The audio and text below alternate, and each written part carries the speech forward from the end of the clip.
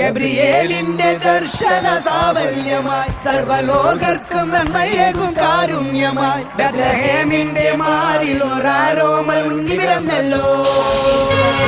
ഗബ്രിയേലിന്റെ ദർശന സാവല്യമായി സർവ